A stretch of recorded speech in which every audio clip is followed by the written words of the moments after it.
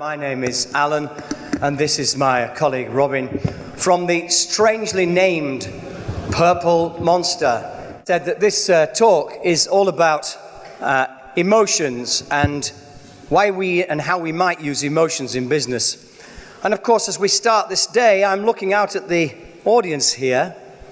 I have no idea how you're feeling at all.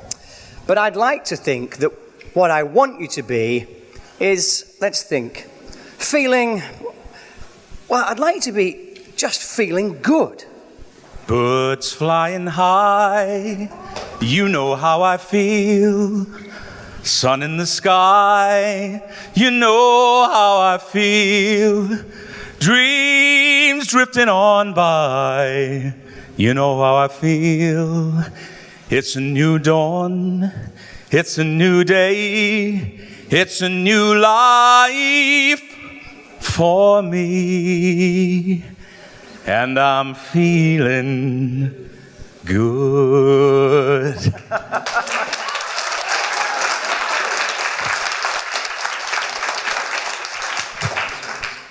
So it's a lovely skill and talent that Robin has to sing. And it explains a little bit about us, I suppose, that our background is not in business, as you can guess. On the other hand, when we start something like this, it has a different feeling. I could start this business presentation like this. Good morning. My name's Alan, Purple Monster, business, blah, blah, business, blah, blah. But that's not really how we like to go about things. But neither do we do it just for the fun. We're trying to effect real change, proper change. And leaders, and looking out at you as leaders, future leaders, leaders now, it's important that you consider the emotional state of yourself and other people. Let's give you a little bit of history about the company. This is our company, Purple Monster. We are a tiny company. Our very first job was with McDonald's. And we were actors, and this is 22 years ago. And at the time, like many actors, you are working sometimes. And sometimes not. So we found a job that someone from McDonald's asked us to do, which was taking children's birthday parties, training the people to take the children's party. And there was a process at McDonald's for the birthday party. The process was about the cake and about food and about party games and so on. Let me just pause you there. There was a process about doing birthday parties. That's right. Okay. But any of you with children, and any of you who have been at a children's birthday party, Or have been children. that's a good point, well made, will know that it's not about any of those things. It's about how the child is feeling on their special day. It's their birthday. It's the one day for them. And it's very important that everything goes right. And that's about the emotional state of the child. So we helped the birthday party entertainers at McDonald's understand how to take a group of children and have a really good time with them. And we started our lives as actors considering the audience, always, like yourselves, considering what our effect as performers and actors, whether we were doing musical theatre, whether we were doing Shakespeare, whether we were doing circus, whatever we were doing in our careers as actors, we always considered the audience and how the audience was going to be feeling and how it was going to be reacting to some of the things that we were putting on the stage. And the next 15, 20 years of our career has been no different, except this time, you are the audience. It's a business audience, but that's why we consider that the emotional part that we play is so important. And participation for us is everything. So joining in, we just love people joining in. And in fact, we then continued the work with McDonald's, and they were able to take us on an extraordinary journey, really, and begin it for us. And by the way, the name of the company, Purple Monster, is because of Grimace, who is the milkshake character in the McDonald's things. And that's why our company is called Purple Monster, simply because of that character. We then went into management development. We began to do events and meetings and so on for McDonald's, and so began a really kind of interesting journey for us as an organization. Some of you may be familiar with this. I think Dale Carnegie was mentioned yesterday. He wrote a book, a very well-known book, called How to Win Friends and Influence People. And he really kind of, when we look back at his history, he sort of went on a journey a bit like us. He didn't quite know what he was doing, to be honest. I think it might be fair to say that we've gone on a journey a bit like him. Yeah. He kind of did it before us. Yeah, that is true. Yeah, fair enough. But he was an actor. He started his life as an actor, started his life studying theatre, and then same thing as I just explained to you then. He was concerned about how the audience feels and the fact that people are not human doings, they're human beings. It's how we feel. So no matter how many times in business people look across a group and they look at hundreds of employees, 3 employees, or thousands of employees, if they don't remember that you're human beings, we're in trouble. And Dale Carnegie wrote about this and said, look, everybody is emotional. Even if we're trying to sort of keep a lid on those emotions and not necessarily let them show through, and certainly in the business environment that seems to be the case, it doesn't mean they're not going on inside us.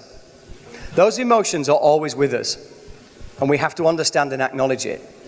So we're going to have a little bit of fun here, and we're going to look at someone who's taken this to a different degree. And there's many studies and psychology done about this, but sometimes artists, filmmakers, people in theatre, they have a different way of considering and expressing what our emotions are doing and how we're thinking about it. On the psychology front, the work we're going to look at in a second now is a chap called Dr. Paul Ekman, who did a lot of research into the 5, in fact actually there were 7, but the 5 sort of universal emotions.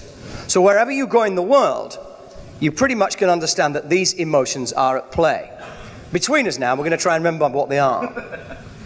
So the first one is... The first one is joy. Joy. Feeling of joy. Ah, nice. Then there's the next one that you feel is kind of the opposite of joy, which is sadness. So you feel sadness. Then the other one, the third of the series of 5 that we're talking about today is fear, when you're afraid. Then there's another really nasty, cheeky one that is really quite fun to play with, which is disgust. It's disgust. Disgust. And the last one is anger. So those are the universal emotions that we all have, all feel, all understand. And the reason why Paul Ekman looked into this around the world and did many experiments, he said that those were the ones that we could recognize from our faces. So wherever you were in the world, you could see that someone was cross, or someone was fearful, or of course someone was full of joy. So we thought for a little bit of fun, we'd like you now to try this with each other.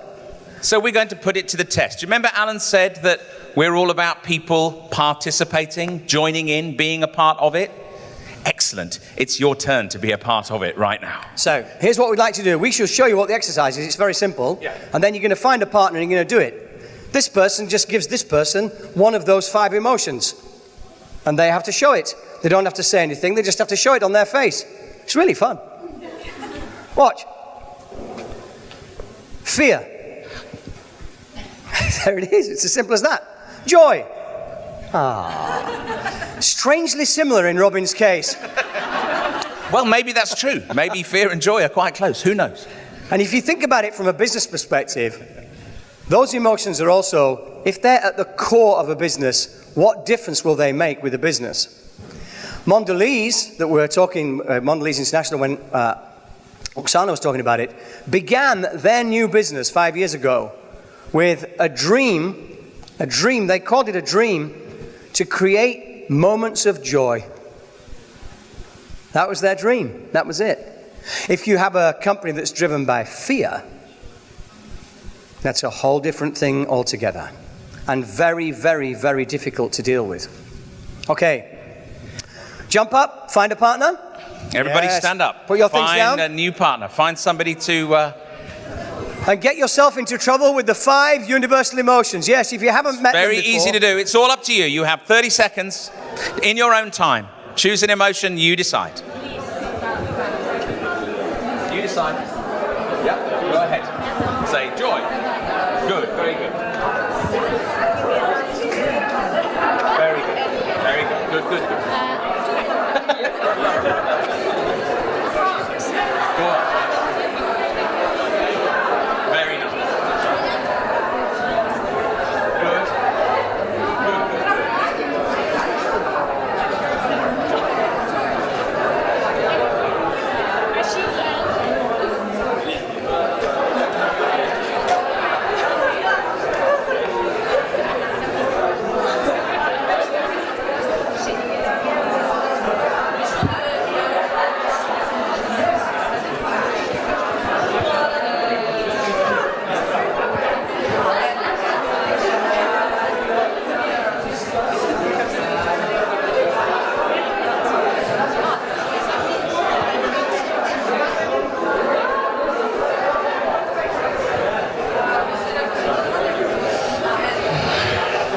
They're doing it in different... It doesn't matter. Doing it in what? Some of them are saying, should I be doing it and then guessing, if you like? Yeah, nice. I'm going to tell the story about us being big. Yes, that's lovely. We sometimes forget how fabulous it is that we are here speaking, lazily in English because we haven't learnt Ukrainian. We've got 3 words, is that right? Yes. What are they? Привіт. There we are. Дякую. Nice. Actually, I've only got 2 words. 2 words, Yeah. Sorry. On the day we arrived, I thought we learnt the one for beer. Maria did tell me what beer was, but I've Beer forgotten it wall again. or something, is that right? What's beer? Beer. Yeah, well, there you go. Yeah. 3 words. That's it. 3 words. Hi. But you Thank listen you, to beer. us, and you simply do all the things, and you're doing these things in English and listening. So we are very, very grateful for this. Because of that, some of you did the exercise in a different way. It was fine. You were just making the face and saying, guess what it is. That's just good. That sounds like more fun. Yeah, it did. It was That's very a nice. better exercise. Thank you. We'll steal it. Good. So, whilst that, of course, is good fun, and it's a little bit of silliness, if you like, but these emotions and these core emotions that Eckhart talked about are very, very important. And let me give you just a quick story as to why they are important and why you have to keep in touch with them and why you have to notice which emotions are, driving you, if you like. About 3 or 4 years ago, our company, we had about 15 people working for us, and had grown very, very quickly, and we had grown a little bit too quickly for our company. And what happened was, when the global banking downturn happened and things happened, and it became very difficult for businesses to work, we had to lose 5 of our people. And that was a very sad thing for us because we're great friends. You can see from the picture that we have, we feel like a family, except we're kind of better than a family because we don't all fall out with each other all the time because we're professional. But it felt like we were having to say goodbye to people, friends who we'd worked with for 8 or 9 years. And what happened after that was that we realized that the following year, we began to make an upturn and our fortunes became better and we were doing well. And now the 8 people that we had in the company, there was plenty of work. We were working very hard and we were doing some great work, but we weren't feeling any joy. And we weren't feeling any joy because I realized that we spoke about it, Alan and I realized that anger and sadness were what was still in my heart and in my head. And that's what was driving the feeling throughout the company. Even though we were successful, I was still angry with myself and with Alan for us not being able to save the jobs of our friends. And I was sad that I had to say goodbye. Now, it's not a useful emotion to run a business on. Not a business that is about engagement and pulling people in. Anger and sadness isn't a good way to play. So we literally chose not to feel like that anymore. And said, okay, it's now time to move on. And we got the joy back. and the joy is back. And it's not always joyful, of course it isn't. It's like we heard yesterday, happiness is really important, but it's not easy to do all the time. But it's very important to recognize which emotions are driving you at which particular time. So, we said that sometimes storytellers, theatre, films and so on have a way of kind of putting this that really works. So in a moment we're going to ask you some questions about the way you're feeling. Of course, we can't be stood here in Ukraine without listening to the things that you've gone through, the experiences, the crises and so on, without recognizing and understanding that you have emotions that run deep. But you have to acknowledge them and understand that they're there, which of course you sometimes it's tempting to sort of just put that to one side, but you really can't. We're going to show you now, some of you will be familiar with this film. Put your hand up if you have seen the Disney Pixar movie Inside Out. Yes, lovely. Oh, fabulous. In that case, you're going to enjoy this moment, which is just the trailer from the film. If you've never seen it, do take a look.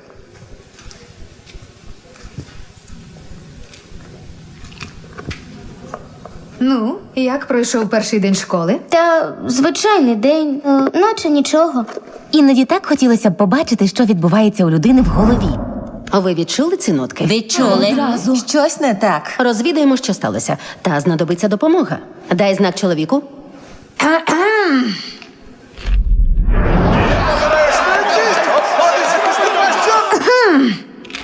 Ой-ой, на нас дивляться. Що вона сказала? Що? Ой, вибачте, сер, ніхто не слухав. Сміття не винесли, кришку унітаза не опустили. Що? Що ти хочеш, жінко? Ще один знак.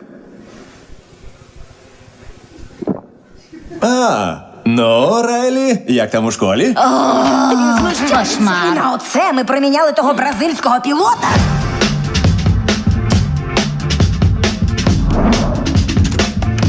У школі класно, ясно. Що це таке? Ти обіцяла поводитись, як завжди. Райлі, ти чимось засмучена?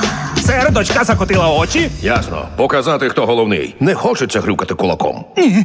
Тільки не це. Райлі, я не раджу тобі так поводитись. То я не так поводжуся, старий пень. Ні, дихай. А що за проблеми? Дай мені спокій. Сер, рівень агресії зростає. Готовність номер 1. Є номер 1. Не розумію, чому ти вважаєш нормальним ображати батьків. Ти наривайся сам. Знаєш, ви... Підготувати кулак. Ставити ключі допуску. Чекаємо вашого наказу, сер. Задовбали! Огонь! Ну все, марш у кімнату. Грюкнув кулак, грюкнув наш кулак. З перемогою, джентльмени. А могла бути і катастрофа. Це була катастрофа. Від творців улюблених фільмів. Ходімо, лети зі мною, гачиня. Думками на виворіт. Фільм сповнений емоцій. З 18 червня у кіно.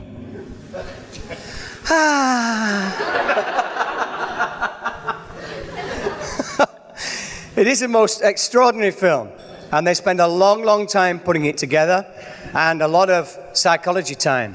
You saw there, those characters are the 5 universal emotions that we've just been talking about. Anger, fear, sadness, joy, disgust. The ones that we recognize on our faces. Now, what an amazing thought that Disney said, what if they're in your head as characters, and that's what's going on? And you can see that the way they portrayed it is each of us has a console. That console is being controlled by our emotions. So, whatever's going on in our behavior and what we're showing outwardly is actually being controlled by the way that we're feeling inside. So for that time after we had our difficulty, anger and sadness were in charge of my console. So I needed to move them out and get joy back in. And if you look at the console of the different characters in the thing there, and we're laughing, of course, aren't we, at the sort of beautiful stereotyping of the husband not paying attention and, what? Oh, yes, yeah, etc. Because inside something's going on, and anger was at the head of that console. So, here's this little exercise for you to do with a friend. There's no science in this. There's no deep psychology in this. Or is there? I'd like to discuss with your friend who's running your console. Who's running your console at the moment? And by the way, all these emotions are present. Of course they are in all of us. But when you think about how you are and how you behave at the moment, are there one or two of those emotions that are leading the way? And when you say at the moment, Alan, you don't necessarily mean sitting right here, right now, do you? You mean thinking about your professional life, where you are at work, and how your business is run. How are you feeling?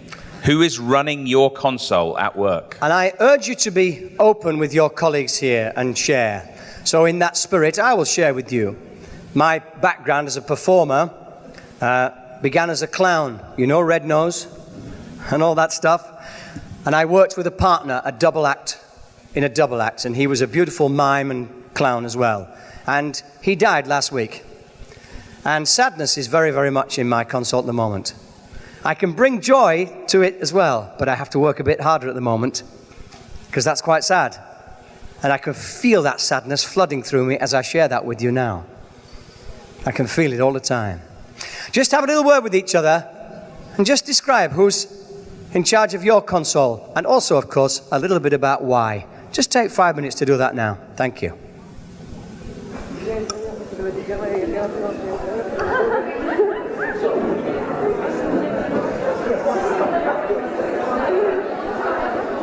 But it's lovely to see you so engaged in the conversation. We've already had a couple of questions, people talking about, but surely there are more emotions than just 5. Yes, there definitely are. But of course also, the reason why those are the core ones is that they're the ones that are easily recognized in all of us. What we'd like to do now, and why we put these headsets on, is just hear from you. So if anybody would like to share some of the things that you've been talking about, we'd love for you to do that, and we'll just keep our headsets on so we can understand what you're saying, because obviously it's much easier for you to talk in Ukraine. So would anybody like to share some of the things that they were discussing? Yes, this is the point where everybody looks at the floor, by the way. This just look at the floor and hope we don't pick on you, yeah. When this happens and people don't volunteer, we have a special way of getting around it. We say, would anybody like to take this leadership opportunity? It's nice that, isn't it? It's not nice. And then if they don't put their hand up, we just pick someone anyway, so that's okay, yeah. Here we are, sir. Меня зовут Александр. Сразу пришли две мысли. Это радость и, эмоции и страх. Это две, мои, чем управляет. Радость, потому что, я чувствую себя всегда так, да. А страхи, они окружают и в бизнесе, и в семье. Какие-то еще. Thank you very much. Joy and fear, an interesting mix, and many of us have it. Yes. Do introduce yourself. My name is Natalia, and I would like to share with you, maybe discuss a little, why among 5 key emotions, only one is positive. Well, that's a good question. It's a good question, and I think it's because obviously joy is a positive one, but I think it's on a scale. I think there is a scale. I think that sometimes all of the others can have positive traits. So fear, for example, we were just talking with our friends down here, that whilst fear can be debilitating, it can stop you from doing some of the things that you want, but a little bit of fear is perhaps expectation. It's perhaps looking forward to something, but it might be mixed a little bit with joy. It might be a little bit of fear and joy. So again, a little bit of anger might be quite useful. A lot of it, we know, is not very good.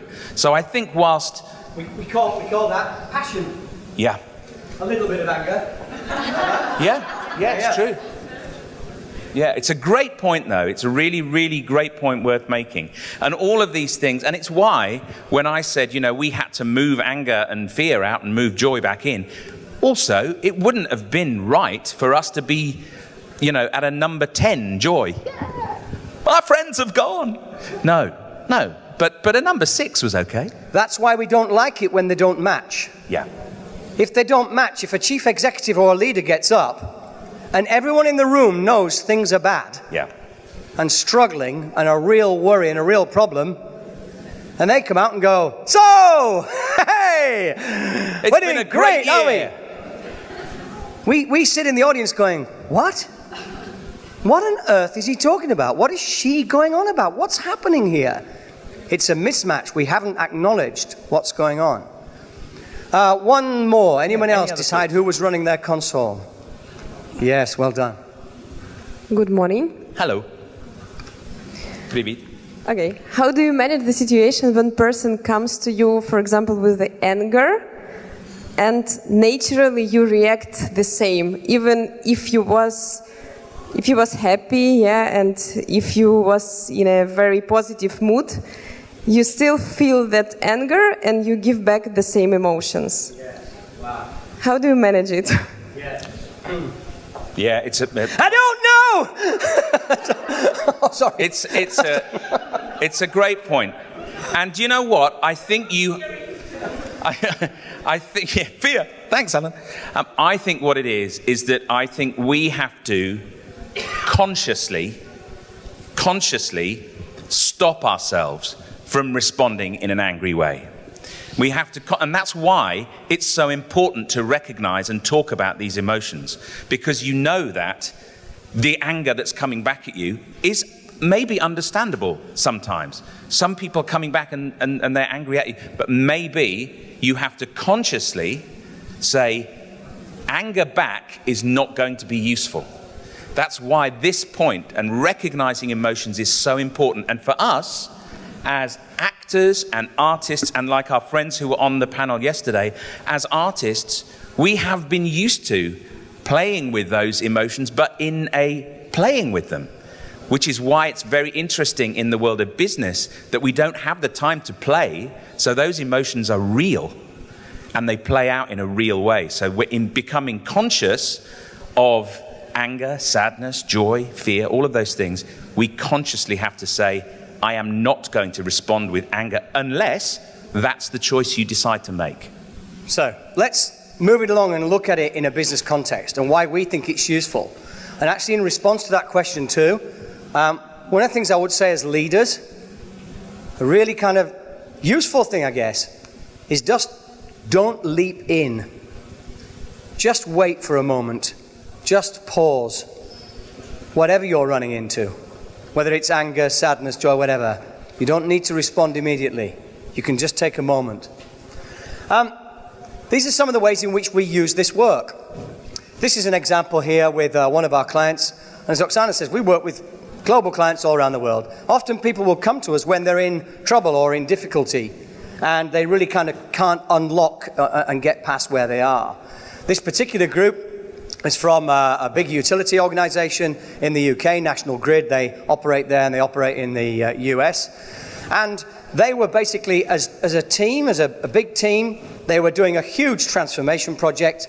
And actually, it had a terrible starting point, in my opinion. They said to the whole business, what we'll do is we'll look at the functions, every function, and see if they're providing any value. That was the starting point of the project. So, HR, are you providing any value?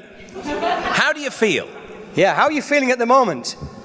Slightly threatened, slightly worried. Yeah, that's where the project began. By the time we joined the project, they were falling out in lumps. I'm sure that doesn't really, yes, that doesn't really translate, does it? They were just dysfunctional. They were cross and angry, different functions with each other. People were angry with the project and so on. They just really were not communicating at all. And we had to take it all the way back.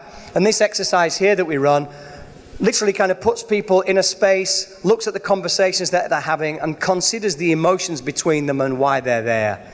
But you have to go all the way back. You can't press on just through process alone. It doesn't work. So then emotions are really powerful in a business setting, because a great deal of leaders have gone on without them, without considering them. So that's why we think it's kind of important to bring them in. And what we got to do with playing with this is that we would, this little exercise that we have here, is that we would put somebody who was feeling particularly angry, and we'd put them in the middle and we'd say, put people around you and tell us how you feel. How is it feeling with that the interaction that you're having with those people. Where do you want to put them? How does it feel? How are they making you feel? And by starting to unearth and starting to show some of these emotions, actually showing them out loud, people could see, and they were honest, and it allowed us to start again. And it comes from a piece of work that's actually a piece of work called Constellations, and it really is there to consider deep emotional trouble and hurt. And it's been sort of transformed into a business setting. But I've also seen it undergone just in that circumstance, which really, really does consider the deepest and most troublesome of emotions. And it's a fascinating sort of piece of work. But hard, especially in a business environment, for people to be comfortable about how to share that. So you have to go gently and you have to take your time. It doesn't quite work to go, so great, how are you feeling? It's not good. Wait, take time. Okay, Robin, next one. Yeah, one a little more, another lovely example as to why these emotions tend to overshadow the rational. Talk us through this, Alan. Yeah. So I love this analogy. It's from a book by Chip and Dan Heath called Switch. And it's all about change and transformation and how to do things in change when things are hard. The lovely thing about this picture is the analogy that they draw is there's the elephant and the rider. The rider represents the rational. They're the ones that shape the path, that show the way forward and say that this is our roadmap. And you know, if you're in business, you know, management and senior leadership, they love a roadmap, don't they? We love a roadmap. It's clear where we're going. Correct. That's terrific. So they set the roadmap, milestones and so on, and it's the rational side. However, the elephant, if you think about that, it represents the emotive part of the whole organization, how the organization is feeling. And if you look at the size difference between the two, it's kind of obvious, isn't it? That whilst for the most part, a small rider atop an elephant can direct the path, shape where it's going and set it off. If at any point in time, the elephant suddenly has emotions that worry it, that make it fearful, does it stick to the path? No. It goes like this. And rushes off into the undergrowth, trampling everything in its path. It has no idea what's going on because it's not being rational, it's emotional. So in their book, what they explain is that you must somehow look after the emotional part. You must look after the elephant and not just the rider. Let's give you a practical example of how we've used that for ourselves. So, a big organization, and we always check if there's anybody here in the room, Centrica. We went to help out Centrica in the UK, and they were having terrible trouble with safety critical maintenance. And basically, although the maintenance may or may not have been carried out, nobody could tell. And the workforce of maintenance engineers were refusing to adopt SAP technology. No, not coming here. Forget it. Even though rationally they could see that the SAP system was good and it would work, although of course we could argue that for a couple of days, but let's not do that. So the SAP system was going to give them the information and the management information that was needed, but they wouldn't do it. They'd had training for 2-3 years and they still wouldn't adopt it. They wouldn't do it. So when we arrived, we asked a simple question, which was, what's the matter? What's going on? Why are you feeling like this? What's happening? Of course, what we found out was there was an enormous amount of mistrust with the management, the way that management had behaved. People were upset about working conditions. They were upset about pay. They loved their way of dealing with maintenance planning on a big board that they did in the morning, and they wrote it on in pen, and they loved it. And they didn't want to let go of what they loved. And they hated the management. And the management were based in Scotland. And it was a long way away from where the plants were and out at the sea and so on. So nobody had really asked them, and in fact they described it, didn't they? The management used to call it Fortress Barrow. They'd talk about the people there. They're in a fortress. They're not really. They're on a gas platform. Not really in a fortress, but you've made it that in your head. And one of our colleagues, Howard, who went and did most of the work there, he recognized that it wasn't a fortress at all. And he started to talk to them, and he started to listen to them and listen to those emotions that were out there. And we started to change the way that we went about training. We did some emotional work with them, and we started to say, yes, it's okay. We understand that you feel like that, and we would feel like that too. What do you think, management? Do you understand why they feel like that? Yes, okay, yeah, I do feel like that. It's all right to be angry. You should be angry. It's okay. Let's have the anger. Let's hear the anger. Let's have that out and hear you talk about it. And then they could begin from somewhere else. It had cost the company millions of pounds already. Now, I'm delighted to say, the system is fully adopted, and actually they're able to report their safety critical maintenance and say exactly what state it's in on SAP. And the management are delighted, and so too the people working in it are perfectly happy to do so. But it took a long time to unpick the emotional center. Good. A very quick change of gear. A quick change of gear. And I want to introduce you to this concept. This model, if you like, this concept, this way of being. I am going to now spoil and ruin your love of films and cinema for the rest of your life. Every film you have ever seen, every story you have ever heard, every journey that you have ever been on is contained within this model. Let me talk you through it. Think about while I'm talking, a film that you like. A movie that you like, a story that you like. Let's find a few. I always like to ask. Yeah, let's do that. Good. Think of a movie that you like. See if you've got one in your head. Let's find out if this row. Do you have a movie in your head? Still not. Still not. Anybody know that movie? Yes, come it's a on. Lovely movie. Still there's not. a lady there. Alan, right in front of you, mate. Yeah, got one. Yeah. Here we are. What you got? Partisan of Jim Jarmusch. What happens at the start of any movie, at the start of any story, and if this is your story, it's the same for you, is that we have a hero. The hero. And the hero isn't a male or a female character. It comes from the ancient Greek, meaning to protect and to serve. Okay, so the hero is the character.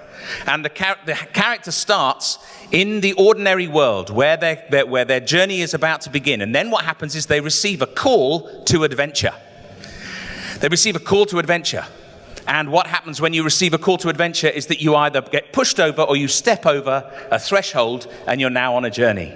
And when you go off on this journey and think about Gladiator and think about Shrek and think about Titanic, what happens is you go over this journey and there are lots of things that happen to you on this journey. And there are lots of people who emerge. And there are people like your allies, your friends. There are people like the mentor, somebody who has done the journey before, a teacher, someone that we love, you know, like in Star Wars, Obi-Wan Kenobi, or in Harry Potter, it's Dumbledore, someone like that, okay? And then what happens is that at some point there will be what we call an ordeal, a crisis, a very low point.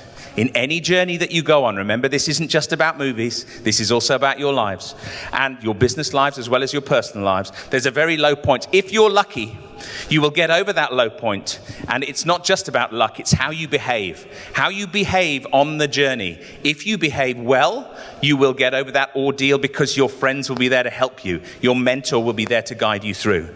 And if you get on through that difficulty, then you have three potential endings. And the three possible endings, the first ending is the heroic ending, where we bring something of value back to the whole community. But we also have two other endings. The tragic ending, where we learn too late. And it doesn't work out well. And we have the one that we see in business a lot, which is the comic ending. The comic ending where we never learn. And we keep making the same mistakes. And we keep going back and we do it again. You know what it's like? It's like falling in love. You do it once, you think, I'm not going to do that again. Then you do it all over again. It's good. I'm glad we do. So that is it. That's the frame for the story. Any story that you will ever know will be around this frame. Okay? So why we want you to hold on to this is that the great piece of work that Joseph Campbell did here and then became a sort of bit of a Hollywood guru What's helpful about it from a business perspective, and we've used this particular model and this frame with businesses all over the world and continue to do, is that, first of all, you can look ahead as well as back and as well as in the present time.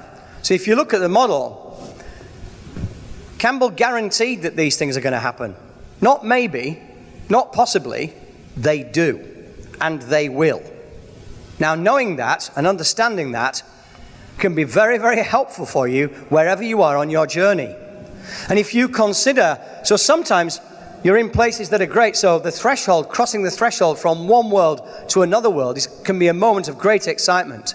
Oksana described Mondelez International changing from craft to Mondelez. What a wonderful moment of excitement.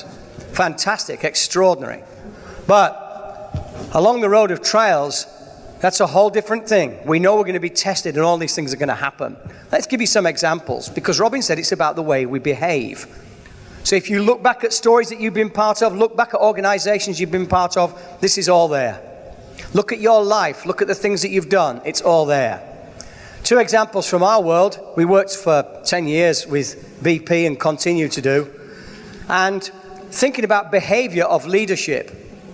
When they went through certain crises, we began with the business that was the refining part of the business downstream. And they went through some really terrible times. They went through some big industrial accidents. Texas City in particular, the refinery there that blew up. And it's a tragic ending to that story because they learnt too late that their safety processes were not good enough. They learnt too late. But the leader behaved with incredible integrity, took the responsibility, stepped down, and did everything that they could to make sure that the future of the culture would be very, very strong on safety, and has retained that. In the upstream business, you'll all know, because we all watched the world disaster unfold at Macondo in the Gulf of Mexico, when that terrible, terrible explosion and the oil leak that happened. Then the leader, Tony Hayward, didn't behave well. He didn't understand the emotional response of people. So what did he do when the rest of the world was looking like this? And shocked and angry at the BP organization and wondering what to do, and people on beaches and trying to do everything they could to rescue the situation. Tony Hayward went sailing on his yacht. That was not a smart leadership move. He subsequently lost his job because he did not understand the emotional circumstances that were all around him. If we don't acknowledge and understand that emotions are there and present all the time and that they'll make big decisions. Emotions drive decisions. Dale Carnegie said that. If you think about the markets, if you think about the world, they're not driven by people sitting very, very carefully considering every little nuance of numbers. Sure, they are for a lot of time. But what about when confidence goes and disappears? Markets crash because of emotions. Markets rise quickly because of emotions. This idea that we kind of have feelings about it, not just the rational. That's not it.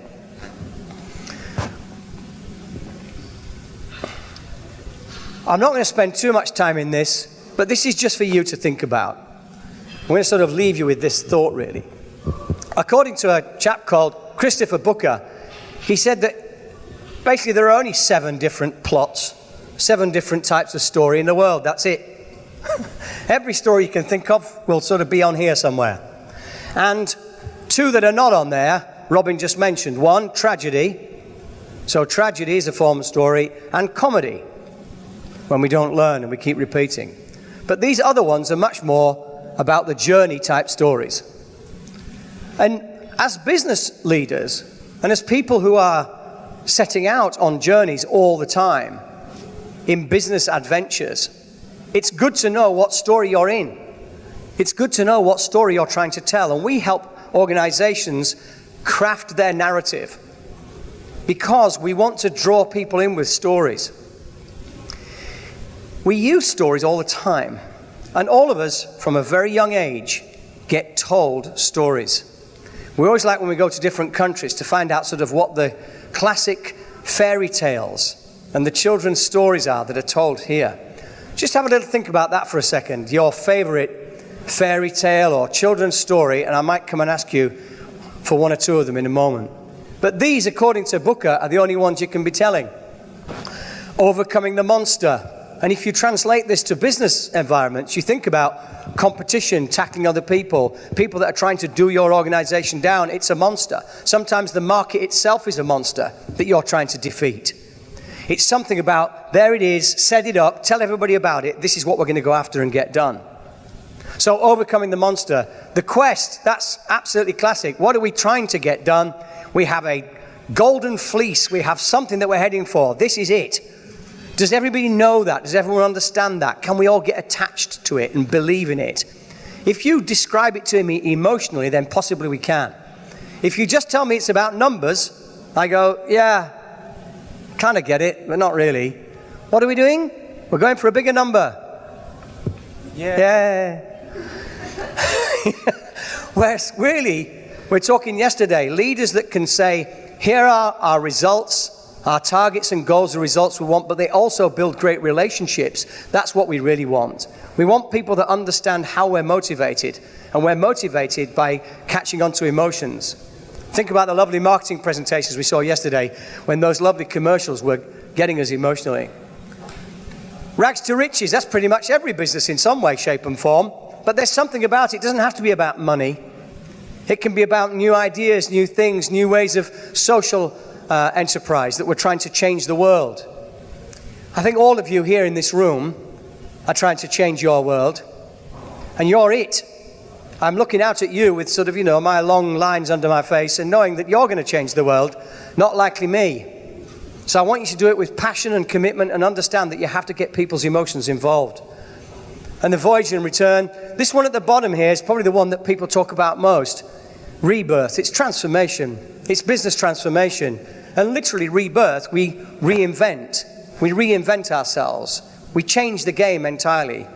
This is what I am now. I'm going to step over a threshold. You're not going to recognize me, the organization, how we think, what we do. We are transforming. It's an easy word to use in business, but probably a little bit overused when you think about a full transformation, what that transformation might consist of. So, I just want to kind of leave you with this idea, I guess, that you as leaders are always going to be sharing stories with other people. And you're going to share the story of this conference. It may be you just go back to your friends and family and work colleagues and say, yeah, it was fun. It was good. I don't know, there's some crazy guys from England singing. I didn't get it, but anyway. Or you can think about how you structure your story. Where are you headed? Think about that hero's journey framework. You're trying to get to an elixir. An elixir, a magic potion. But there isn't really a magic potion. The magic potion is how you're feeling and thinking and how you are influencing other people as leaders. That's what it is. That's where the magic comes from. You change and take people on an emotional journey with you, and they'll come with you. Your organization will come with you. Your friends and family will come with you in your instance. Your country needs to come with you. It needs to go to a different place, to a better place, to a place where that elixir is available for everybody. And that's why taking on board the emotional center of everybody is so, so crucial. There's a bit of bad news that comes with it. It comes with responsibility. Because now we've told you how important emotions are. You always knew anyway. But now you have to be able to manage them. You have to be able to do all of those things that you rightly pointed out. When somebody comes to you with anger, how do I respond? Alan's bit of advice there was wonderful. Always pause. Don't jump straight in. But now the responsibility is for you to manage your own emotions, particularly. You have to do this from moving from self-awareness into self-management. It's a privilege, actually. Enjoy it. So think about finally just where you're headed. What is your story? Where are you going? What does that end point look like for you? Do you know, and who are you taking with you? I'll say to you now, I'll just check in with Oksana, but thank you very much for listening. If anybody has any questions, Oksana, do we have time for questions? Are we okay? Yes. We are, we're okay. We often get told to, go off. Does anybody have a question for us? Yes, right at the back. Hang on.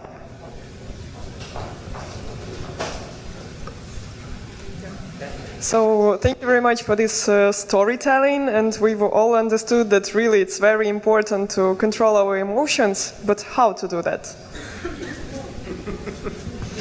Actually, I'm going to give you the opposite advice.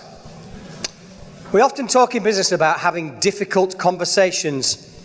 Hands up who's had a difficult conversation at work. Yeah, good. Feedback, taking feedback. Robin doesn't like feedback. You can give it to him later if you like, and he will take it, but he generally doesn't like it. However, having difficult conversations and emotional conversations is okay. Letting your emotions be there, not taking them out on other people, not taking your anger out on someone, but it's perfectly okay to say, you know what you're talking about is making me feel uncomfortable, or a little bit angry if I'm honest. I'm going to take a moment and I'm going to walk away. I'm going to take my anger somewhere else, take a little bit of a pause. But it's okay to acknowledge your feelings. It's all right, and it should be done more in business. In theatre, you have to do it all the time. You can't come on stage and understand how to be with someone without understanding the emotion underneath it. But I would say don't necessarily try to control them, but to understand them. What's driving them in you? Hope that helps. Fascinating, and it has happened, as Robin said, to us. We were definitely sad, angry, not in a good place at all. But actually, I didn't come in every morning going, good morning, gee, it's good. That would be not authentic. It's not authentic. So I think the answer to the question is, again, you can share this and say, this is kind of how I am and what's happening for me at the moment. But wipe the slate for the day. You can choose an attitude for that day. And you can decide for yourself, I'm going to make this day a good day. You can be very deliberate about that. What did lovely Arlette say yesterday? I start with a grade 3 greeting. Some days I don't want to start with any greeting at all. Never mind grade 3. Never mind level 4, whatever it is. Not a chance, because I don't feel like that in the morning. However, I can choose. I can choose to share how I'm feeling and then say, but we're going to do the best we can here. We're going to all of us get through it together and understand where we're going. But I think sharing the emotion is all right. Don't take it out on other people, but acknowledge it. Yes? I'm sure you face the situations like you read the negative emotions from the person and you ask, I see that you are angry, you are disappointed, but he or she says, no, I'm fine. So not always people are really open and ready to discuss their emotions. What do you do in that situations? Yes, so that's a great question. And my own answer as a leader and having sort of run a business for a long time, again, I think I mentioned this before, you cannot take these things head on and go, what's the matter with you? You don't look very good. You're not feeling very happy. Tell me about it. That's not going to work. So number one, you have to take time. You have to find time, and that time invested will really count. Anyone with children, I was told this once, a lovely piece of advice given to me when my little boy, who's now, grown up, but was having a bit of difficulty, but couldn't talk or wouldn't talk. They said, just go in the car. Just go in the car with him and just have him sat by the side of you. And don't try and talk. And soon, he will begin to chat. And it will be okay. As opposed to looking at him and giving him the full force of the, yeah, okay, and he's going, not saying anything. So just be with them. And make it that in your environment, in your business environment, that it's all right to talk. It's all right to share how you're feeling. It's all right to share issues and problems. We want to listen to them, deal with them, and move on. We don't need to dwell on them. But it's really important to have an environment where being open and having difficult conversations is all right. It will be a better organization for it. Okay, last one perhaps. Thanks, Mary. maybe another side of the same problem. Our company is still quite small, and thank you for the types of stories. I think it will be easier for me to, to form my vision of our future. But we still have quite small office, quite small space, and we have a colleague. She's very professional, and actually her skills are very valuable for us.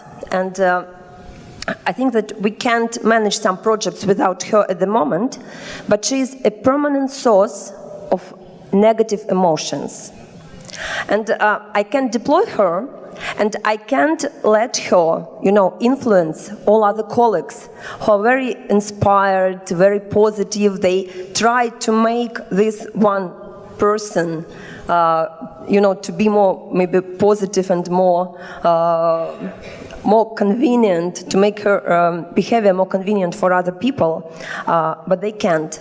What can we do in this situation? Maybe I should still, make this difficult decision and to deploy her, but maybe there are some other options for me. We have exactly the same issue ourselves.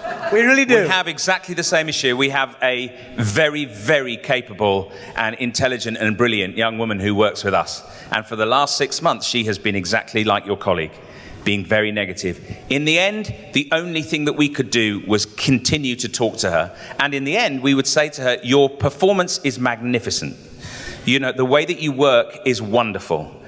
But we have to tell you that the way that you show up to the rest of us in the office is not going to cut it. In the end, we will sacrifice your brilliance because you're upsetting the rest of the company. However, the way that that's been undertaken, and I think it's fair to say in this particular instance, not always, we are definitely seeing a different person emerging, which is phenomenal. We've had to take time to listen.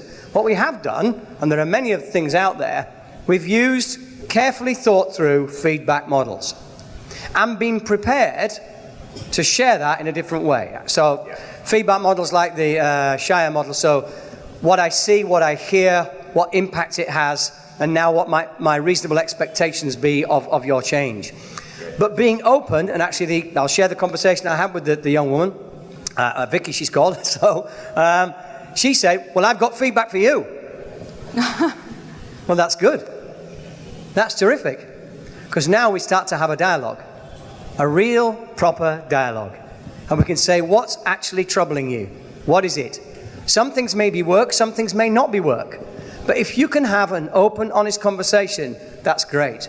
But as Robin said, to get there, it's taken us and she's been with us 3.5 years, but the behavior had been really kicked in the last 6 months. It's taken us 6 months worth of conversation to get to that. And I'm sure she wouldn't mind us saying that ourselves.